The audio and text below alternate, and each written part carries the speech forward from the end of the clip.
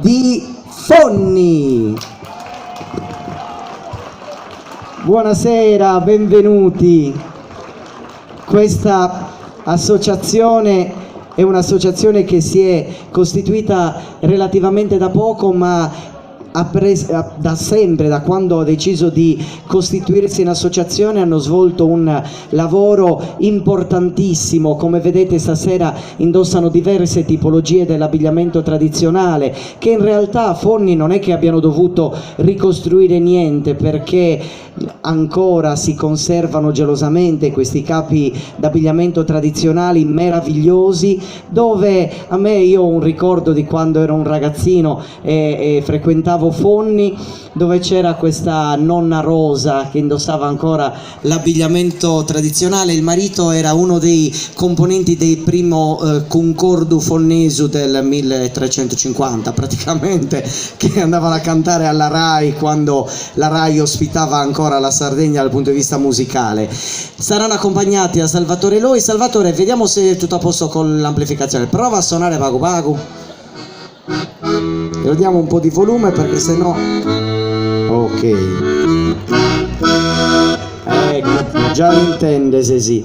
E il gruppo di Fonni ci propone due balli del loro repertorio. Tra l'altro c'è questa particolarità, questa cosa molto interessante, che noi abbiamo visto eseguire dal gruppo di Nugis. Avete visto che nel gruppo di Nugis spesso un uomo balla affiancato da due ballerine. A Fonni questa è l'ufficialità. Il ballerino balla sempre accompagnato da due ballerine, con balli assolutamente unici e particolari che si differenziano dai balli di tutto il resto della Sardegna. Apriranno la loro esibizione con Suballu Torrau e a seguire ci proporranno Suballu e Tres, caratterizzato da un movimento molto particolare, e ci sarà poi anche un intreccio nello sviluppo del ballo con movimenti che attingono esclusivamente alla tradizione, dove niente è stato costruito per fare spettacolo, appunto, ma con la volontà di conservare quella che è la tradizione. Accompagnati da Salvatore Loi all'organetto diatonico, il gruppo Rosamonte di Fonni, che apre con Ballu Torrau.